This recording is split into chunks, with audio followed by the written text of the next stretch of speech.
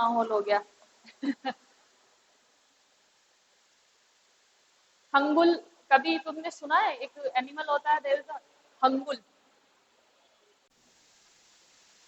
हंगुल जिसे नॉर्मली बारहसिंगा भी कह सकते हैं। बारहसिंगा तो देखा होगा।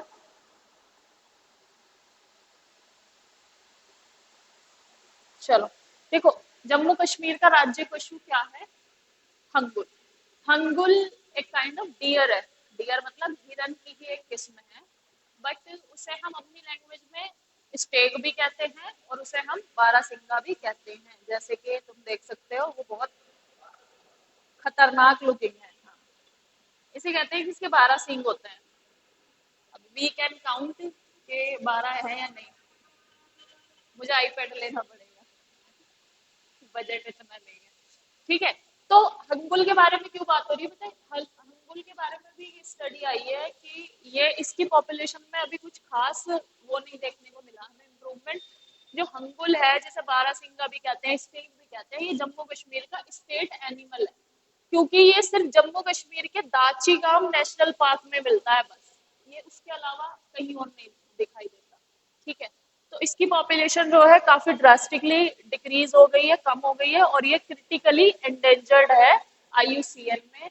और इसके साथ साथ अगर हम उसकी बात करें Indian wild life protection act में, तो ये कौन से शेड्यूल में है? 1972 के स्केड्यूल 1 में। और जो स्पीशीज स्केड्यूल 1 में होती है, उसका ना तो आप शिकार कर सकते हैं, ना ही उसके आसपास कोई जा सकता है। ह्यूमन इंटरफेरेंस उस जगह बना रहती है, ठीक है, और ना ही उसका शिकार किया जा सकता है। और अगर ये शेड्यूल 1 में है, तो इसका मतलब क्या है कि इसको इमीडिएट प्रोटेक्शन रिक्वायर्ड है, यानी इसकी पॉपुलेशन कम है। ठीक है, जैसे कि तुमने देखा होगा पहले क्या करते थे, राजा महाराजा शिकार करते थे, और किसके लिए? बस ताओ के लिए, कि शौक के लिए। बट उन्हें ये नहीं पता था कि उन वो इकोसिस्टम को कितना नुकसान पहुंचा रहे हैं। जो शेर का शिकार कर लेते थे उनको बाहुबली माना जाता था, लेकिन किसी को मारना बाहुबल है या किसी को बचाना बाहुबल है, तो ये उनको नहीं आता था समझ।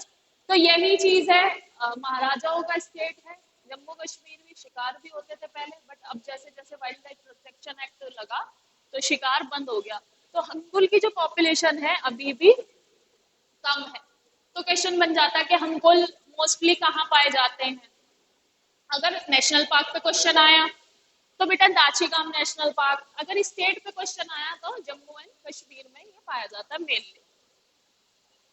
नेक्स्ट क्वेश्चन है, हाल ही में महाराष्ट्र में एक नया एलिफेंट रिजर्व बनाया गया है, वह कहाँ स्थित है? महाराष्ट्र में पहले कोई एलिफेंट रिजर्व नहीं थे। एलिफेंट रिजर्व किसे कहते हैं? जो एलिफेंट के कंजर्वेशन के लिए होते हैं। जो एलिफेंट के कंजर्वेशन के लिए होते हैं उनको एलिफेंट रिजर्व कहते हैं। तो गढ़चिरौली में महाराष्ट्र में पहला एलिफेंट रिजर्व अभी बनाया गया है। गढ़चिरौली में पहला एलिफेंट रिजर्व बना है। इसके बारे में थोड़ी सी इंफॉर्मेशन और फिर तुम्हें इंटरेस्टिंग सी बात बतानी है। हाँ, एट प्रेजेंट इन इंडिया कितने कितने टोटल एलिफेंट रिजर्व है? हमारे यहाँ पे बेटा 33 एलिफेंट रिजर्व ऑलरेडी है। ठीक है, 33 ऑलरेडी है। और ये गढ़चिरौली वाला महाराष्ट्र वाला लगा के हमारे पास हो जाएंगे 34। अगर ये वाला नेशनल पार्क, ये रिजर्व बन गया, तो ये हमारा 34वां होगा महाराष्ट्र का। ठीक है, अभी इस पे काम चल रहा है वैसे। इसके जी जी ग्रेड की जो सर्विसेज होती हैं, जैसे कि क्लर्क होते हैं, जूनियर असिस्टेंट होते हैं, ये उसके लिए होता है यूपी यूपीपी पैट। ये ठीक है, जो जी ग्रेड वाली ग्रुप गैप वाली सर्विसेज, जी ग्रेड में कौन से आ जाते हैं? जो लोअर लेवल पे काम करते हैं, लाइक कि lower level in the sense कि जो क्लर्क बाबू और जो असिस्टेंट जूनियर असिस्टेंट जो होते हैं वो। ठीक है, अरे बहुत अच्छा पैसा कमाते हो तुम, ऐसे ही हल्के में ले रहे हो?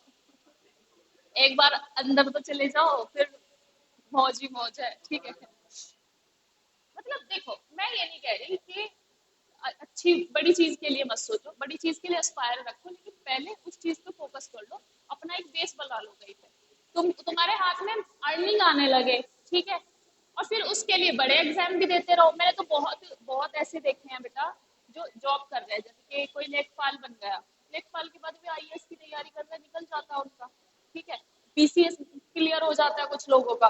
तो ऐसे ही छोटे से शुरुआत करो और फिर बड़े तक पहुंच जाओ। तो ये भी है, उसमें भी प्रमोशन होता है। अगर तुम अभी स्टार्ट कर दोगे तब तो 4-5 साल बाद कोई एक बड़ा एग्जाम देने से अच्छा 4-5 साल बाद तुम अच्छी पोजीशन पे होंगे। ये चीज है।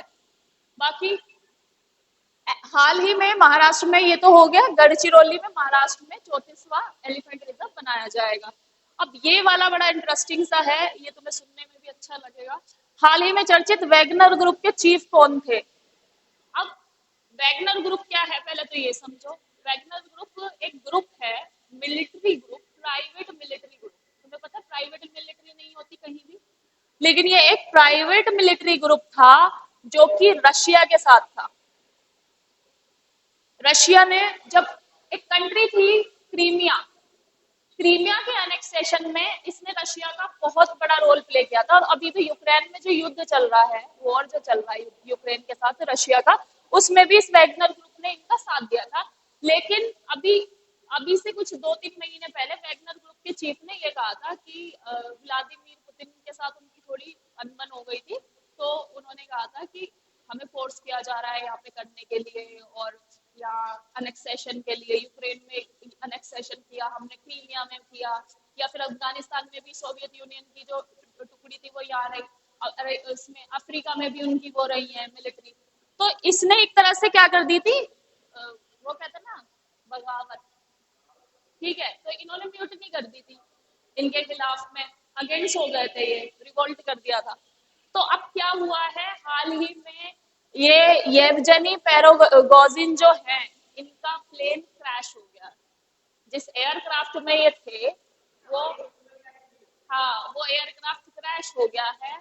और देखो, हाँ यही तो बात है।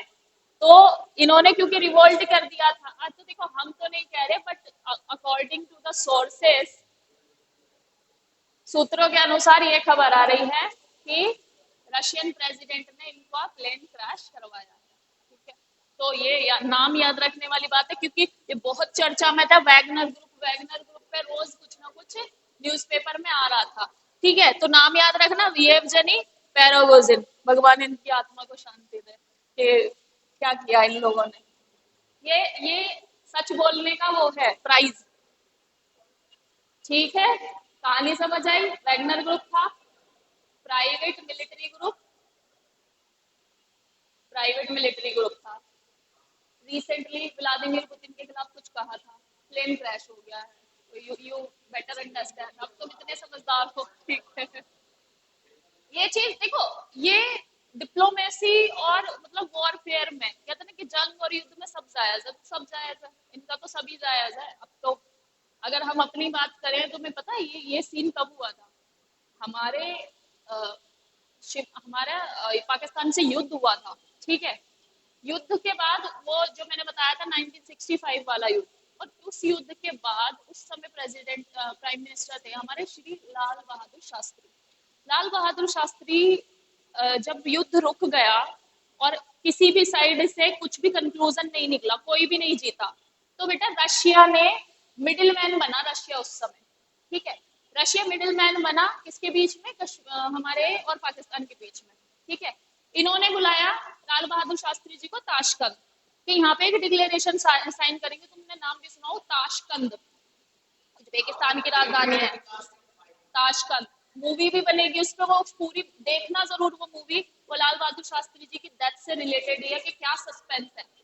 तो क्या हुआ था, लाल बहादुर शास्त्री जी हमारे प्रेसिडेंट बहुत ठीक ठाक बिल्कुल स्वस्थ गए थे ताशकंद समझौता साइन करने, ठीक है।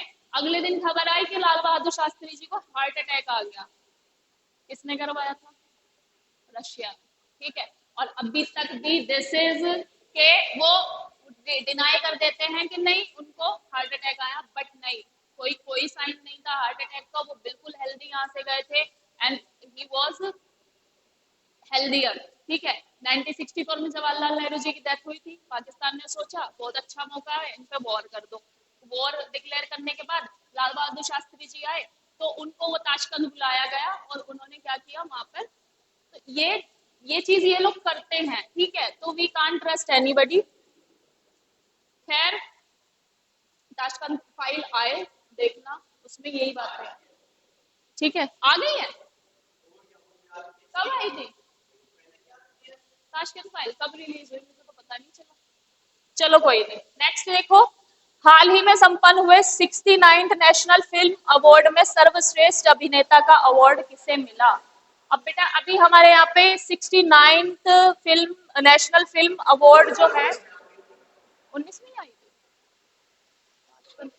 मैंने शायद देखा था ट्रेलर की तैयारी चल रही है, आएगी या नहीं। चलो ठीक है, ये देखो बेटा, सर्वश्रेष्ठ अभिनेता जो है उसका खिताब मिला है अल्लू अर्जुन को, और पता है ही इज डिजर्विंग। तो अल्लू अर्जुन को किसके लिए मिला है बेटा? पुष्पा द राइज, ठीक है, फर्स्ट पार्ट है पुष्पा का, सेकंड पार्ट के लिए we are waiting. Pushpa the rise. तो this movie Pushpa is based on the sandal, red sandal. Sandalwood जो है उसकी स्मगलिंग पे बेस्ड है, and he did a great job. मतलब तुम पहचान नहीं पाओगे कि अल्लू अर्जुन है, इतनी खतरनाक एक्टिंग इन्होंने उसमें की हुई है, ठीक है। तो सर्वश्रेष्ठ अभिनेता अल्लू अर्जुन को मिला है। सर्वश्रेष्ठ अभिनेत्री का खिताब आलिया भट्ट को और कृति सेनन दोनों को मिला है। आलिया भट्ट को मिला है गंगूबाई काठियावाड़ी मूवी के लिए। गंगूबाई में उन्होंने अच्छी अच्छी एक्टिंग की है बेटा, यू कैन सी दैट। हाँ, गंगूबाई, हाँ, वो रियल स्टोरी पे बेस्ड है, गंगूबाई काठियावाड़ी। और कृति सेनन को मिला है मिमी पे। मिमी देखी होगी तुमने, सैरोगेसी पे बेस्ड है वो। हाँ वो, हाँ वो अंग्रेज जो है फिर बाद में बेबी को लेने से मना कर देते हैं कि हम नहीं ले रहे, जब डॉक्टर ये कह देते हैं कि उसको माइंड में कुछ होगा, कमजोर है। बट वो जब पैदा होता है बच्चा तो वो नॉर्मल होता है, और फिर वो लेने आते हैं, फिर वो देती नहीं है, ठीक है। तो ये इनको मिला गंगूबाई काठियावाड़ी के लिए, इनको मिला कृति सेनन को मिमी के लिए। दोनों ही बहुत अच्छी कहानी है, ठीक है, मिमी वाली भी सैरोगेसी वाली भी अच्छी है। सर्वश्रेष्ठ लोकप्रिय मूवी आरआरआर, ठीक है। आरआरआर का क्रेज जब ऑस्कर तक चला गया तो इंडिया कैसे रहेगा इससे बचा हुआ, ठीक है। तो आरआरआर को बेस्ट पॉपुलर फिल्म का भी मिला है, बेस्ट सिंगर का भी इसी को गया है, जो बेस्ट इनके सिंगर है नाटू नाटू के, और कोरियोग्राफर भी इन्हीं को गया है। और डायरेक्शन के लिए एक दूसरी मूवी है, बेस्ट डायरेक्टर का गया बेटा उसे, एक गोदावरी नाम से एक मूवी आई थी, गोदावरी। बेस्ट डायरेक्टर का मिला है निखिल महाजन को गोदावरी मूवी के लिए, द होली वाटर एक मूवी है गोदावरी, साउथ इंडियन ही है, ठीक है, तो उसको मिला है। बेस्ट सपोर्टिंग मेल के लिए पंकज त्रिपाठी। लेकिन हमारा जो फोकस है बेटा, हमारा यहाँ पे फोकस है मोस्टली उनके लिए जो जो मूवी ज्यादा पॉपुलर थी। जैसे कि एक तो ये इनके लिए तो क्वेश्चन आ ही जाता है, और मैं बताऊँ यूपीपीसीएस में इसमें से बहुत सारे क्वेश्चन बना देंगे वो लोग, क्योंकि आरआरआर में क्वेश्चन आया था, उससे पहले कुछ मूवी जिसको नेशनल अवार्ड मिले हैं उससे पहले भी उन पे भी क्वेश्चन आए हुए हैं। तो बेटा मूवी पे और किसको अवार्ड मिला है, अवार्ड पे तो क्वेश्चन आते ही हैं। तो ये हमारा मेन क्राइटेरिया। इसके अलावा एक मूवी थी, तुमने सुना होगा, कश्मीर फाइल्स। कश्मीर फाइल्स को मिला है नरगिस दत्त अवार्ड। ये नरगिस दत्त अवार्ड मिला है कश्मीर फाइल्स को, के एफ लिख लो इसे, कश्मीर फाइल्स को मिला है नरगिस दत्त अवार्ड, ठीक है। और हाँ, for best feature film on national integration ये मिला है इसको, ठीक है। उसके और ज्यादा याद रखने की जरूरत नहीं है। हाँ, special jury Vishnu Vardhan for Shershaah. ये कुछ नाम याद रखना। सर्वश्रेष्ठ अभिनेता अल्लू अर्जुन पुष्पा के लिए, अभिनेत्री आलिया भट्ट और ये गंगूबाई और मिमी के लिए, और सर्वश्रेष्ठ लोकप्रियता मूवी आरआरआर, ठीक है, ये है। अब नेक्स्ट है पनामन कैनाल कहाँ स्थित है। तो पनामा कैनाल जो है ये यूएस में है। जैसे कि तुमने कभी यूएस का, मैंने मैप जब ड्रॉ किया है तो मैंने ऐसे ड्रॉ किया था, ऐसे करते हैं ना हम। तो बेटा यहाँ पे ये कुछ आता है फिंगर पॉइंट टाइप का, ये एक ये आता है छोटा सा, और ये इसे जोड़ता है किससे, साउथ अमेरिका से। तो यहाँ पे बेटा एक कनाल बनी हुई है, नहर। हमें देखने में लगता है कि बेटा पार हो जाएगा ओशन, लेकिन बीच में बहुत बड़ा लैंड है, ठीक है, जमीन का बहुत बड़ा पार्ट है। उस पार्ट को निकाल के, तोड़ के, या जैसे भी बनाया गया, एक कनाल बनाई गई थी जिसे कहते हैं पनामा कनाल, ठीक है। और ये अटलांटिक ओशन को पैसिफिक ओशन से जोड़ती है, ठीक है। मतलब आप इस कनाल के जरिए घूम के ना जा करके इससे सीधे जाया जा सकता है। तो पनामा कनाल में सीवियर ड्रॉट आया हुआ है। मैंने बताया था कि वहां पे साइक्लोन वगैरह भी आया, कल हिलेरी वगैरह साइक्लोन, और हवाई में आइलैंड में आग लग गई है, वाइल्ड फायर आ रही है, उसकी वजह से यहाँ पे ड्रॉट, सूखा पड़ा हुआ है। सूखे पड़ने की वजह से इस कनाल में जो पानी है वो कम हो रहा है, ठीक है। तो यही इसके बारे में कुछ इन्फॉर्मेशन है पनामा कनाल के बारे में। पनामा कनाल 1990 में कंप्लीट हुई थी, और ये बेटा यूएस ने बनवाई थी, है ना। 1900 नहीं, 90 में नहीं, 99 में, 1999 में कंप्लीट हुई थी, और ये यूएस ने बनाई थी, ठीक है। क्योंकि यहाँ पर जितनी कंट्री है, सबसे ज्यादा जो रिच कंट्री है वो यूएस ही है, तो यूएस ने बनवाई थी पनामा कैनाल। और ये 82 किलोमीटर, देखो ये इतनी सी दूरी भी ना 82 किलोमीटर है, ये 82 किलोमीटर लॉन्ग है, अटलांटिक महासागर में, ठीक है। इसके बारे में इतनी जानकारी है। 1990 में, 99 में यूएस ने बनवाई थी, और ये अटलांटिक ओशन को पैसिफिक ओशन से जोड़ती है। ये देखा ना रिज वहां पे भी, उसमें भी मैप में जो दिख रहा है, बीच में एक रिज है, वो उस रास्ते को उस रास्ते से कैसे वो जा सकते हैं। हबल टेलीस्कोप कब लॉन्च की गई थी? हबल टेलीस्कोप 1990 में बनी थी, और नासा में। और ये जो है बहुत बड़ा टेलीस्कोप है, और ये है बेटा हवाई में, हवाई आइलैंड में, ठीक है, हवाई आइलैंड में। नेक्स्ट जो हमारे लिए इम्पोर्टेंट है, और ये तो याद ही रखने पड़ेंगे, है,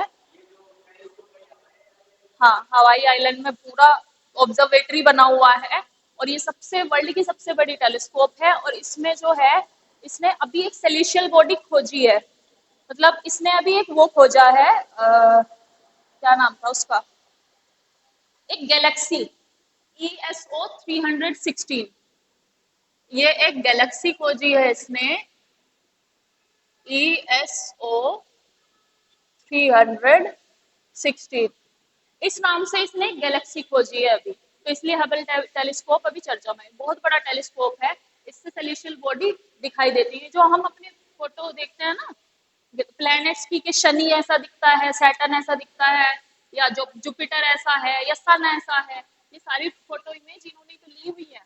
एक तो जो सैटेलाइट भेजे हुए हैं वो लेकर आ रहे हैं, जैसे कि अब हमारा चंद्रयान लेकर आ रहा है फोटो वहां से, ऐसे ही नासा ने जो भेजे हुए हैं वो नासा की वहां की तस्वीरें लेकर आ रहे हैं। हाँ, और बहुत अच्छे से, मतलब अब जैसे हम रात को देखते हैं तो स्टार कैसे दिखाई देते हैं, हम बस छोटे छोटे स्टार, लेकिन टेलीस्कोप से पता चलेगा कि ये जो चमक रहा है ना, कुछ स्टार नहीं है, कुछ शनि भी वहां पे चमक रहा है, कुछ प्लैनेट जैसे वीनस है, या ये है जुपिटर है, वो क्लियर दिखाई देंगे आपको टेलीस्कोप से। तो यही तो फायदा होता है टेलीस्कोप का। क्यों इनको इतना ज्यादा पता है इसके बारे में, सारी जो इमेज है हमें आधे से ज्यादा, तुम गूगल पे देखे ना, नासा की खींची हुई है सारी, आधे से ज्यादा नासा की है। एक स्पेस एक्स है, वो प्राइवेट कंपनी है, नासा ये भी अमेरिका की है। एक रोम फोस है, रोस्कोमोस, ये रशिया का है, रोस्कोमोस पता नहीं कुछ ऐसी नाम है, ये रशिया का है। और चाइना का बड़ा अलग सा नाम है वहां की स्पेस एजेंसी का, एक यूरोपियन यूनियन की स्पेस एजेंसी है, यही फेमस है सबसे ज्यादा। और हमारा इसरो है इंडिया का। अच्छा, इसरो कब बना था, चलो इस बात से मुझे ये याद आया, इसरो कब बना था, किस ईयर बना था, ये बना था बेटा 1969 में। और इसकी नींव जो रखी थी वो विक्रम साराभाई ने रखी थी। Vikram Sarabhai was the great scientist, और he led the foundation of ISRO. ISRO का जो फाउंडेशन है, इसरो 1969 में बना था, और 1969 में। और इसका जो फाउंडेशन रखा था वो विक्रम साराभाई ने रखा था। Vikram Sarabhai was a great nuclear scientist, और nuclear you can say rocket scientist, ठीक है। और इसके साथ साथ डेट याद रखना कब बना था, Indian space research organisation. Next देखो, हाल ही में ब्रिक्स में कितने देश शामिल हुए। मैंने बताया था ना कि ब्रिक्स में कुछ और देशों को भी आने के लिए कहा गया है, जोहान्सबर्ग में जोहान्सबर्ग में अभी एक समिट चल रहा है, पता है तुमको? नरेंद्र मोदी जी गए हुए साउथ अफ्रीका। तो वहां पे अब देखो, वहां पे जो है ब्रिक्स में अब 6 नए देश शामिल हुए हैं। ईरान, यूएई, सऊदी अरब, अर्जेंटीना, इजिप्ट और इथोपिया। ठीक है, ये 6 कंट्री अब ब्रिक्स में शामिल हो जाएंगी। तो ब्रिक्स में अब फिर कितनी कंट्री हो जाएंगी? टोटल 11। तो ब्रिक्स प्लस एक ग्रुप बन जाएगा, Iran, UAE, Saudi Arabia, Argentina, Egypt और इथोपिया। अंडर डेवलप नहीं, डेवलपिंग। डेवलपिंग, डेवलप्ड मतलब डेवलप्ड इकोनॉमी, जिनकी पर कैपिटा इनकम भी अच्छी है, जिनका सोशली भी डेवलपमेंट है, जिनकी आर्मी बहुत स्ट्रांग है और जिनका जीडीपी बहुत अच्छा है। बट इन कंट्री में अगर किसी की जीडीपी अच्छी है तो किसी का सोशल डेवलपमेंट नहीं है, अगर किसी का सोशल डेवलपमेंट है तो जीडीपी अच्छी नहीं है। तो वो कंट्रीज जिनका जीडीपी सही नहीं है या जीडीपी कम है, सोशल डेवलपमेंट नहीं है, आर्मी आर्मी बड़ी नहीं है। अगर इंडिया के कंटेक्स्ट में हम कहें क्यों इंडिया अभी डेवलप्ड नहीं है, बिकॉज सारी चीजें ठीक है बट सोशली अभी वी आर बैकवर्ड। ठीक है, कहीं ना कहीं socially we are backward. In terms of education we have to be number one, in terms of health care और इन टर्म्स ऑफ अदर जो फैक्टर्स हैं सोशली डेवलपमेंट के, उन सब में पर कैपिटा इनकम भी हमारी बेटा कम है as per the other countries. ठीक है, तो उस ये कुछ कुछ क्राइटेरिया है, ये अभी डेवलपिंग कंट्रीज हैं और ये ब्रिक्स को ज्वाइन करने वाली हैं अब आने वाले जनवरी 2024 से। अक्षय ऊर्जा दिवस कब मनाया जाता है? सबसे पहले तो बेटा अक्षय ऊर्जा नाम ही बहुत तुम्हारे लिए हिंदी में अलग हो गया। इसे कहते हैं रिन्यूएबल एनर्जी। क्या होता है रिन्यूएबल एनर्जी? क्या होता है? जो एनर्जी दोबारा प्रोड्यूस की जा सके। किस किस से हो सकती है रिन्यूएबल? हाँ, पानी से, विंड, पानी, वाटर हो गया और सोलर हो गया। हाँ, सोलर हो गया। तो जो एनर्जी हम बार बार प्रोड्यूस कर सकते हैं विदाउट अफेक्टिंग और विदाउट पोल्यूटिंग द नेचर, उन्हें कहते हैं रिन्यूएबल एनर्जी। रिन्यूएबल एनर्जी जो डे है वो मनाया जाता है 22 अगस्त एवरी ईयर, 22 अगस्त को। ठीक है, इसमें इंडिया के क्या क्या टारगेट है वो हम जब देखेंगे, जब हमने एनवायरमेंट का ये टॉपिक करना होगा। अब नेक्स्ट और लास्ट, दैट इज निकोटिन किस पौधे में पाया जाता है?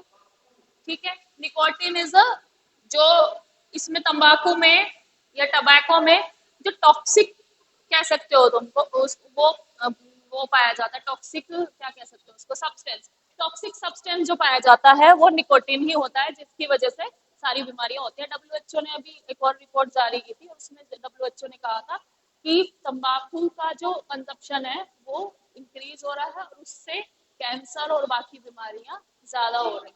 ठीक है, तो ये याद रखना सारी चीजें। और अवार्ड याद रखना, क्योंकि बेटा अवार्ड में क्वेश्चन ऐसे आएगा, अगर सर्वश्रेष्ठ अभिनेत्री आया तो 2 को मिला है, इसलिए गलत मत करना। आलिया भट्ट और